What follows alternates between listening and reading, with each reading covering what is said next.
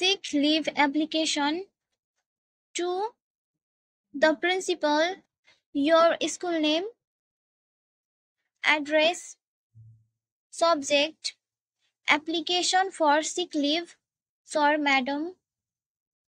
Your school name भन्ने ठाउँमा तपाईँ आफ्नो स्कुलको नेम लेख्नु होला अनि एड्रेस पनि स्कुलको दिनु होला।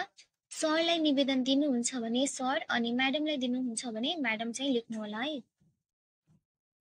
Respectfully, I beg to say that I am student of class 9th.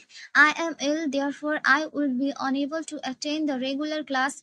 Kindly grant me for 3 days from date to date. I shall be thankful to you. Your obediently, Vinita Mogar, class 9th, roll number 1.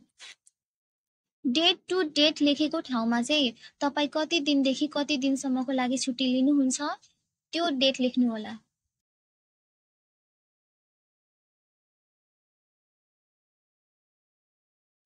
धन्यवाद, आजलाई यति नै।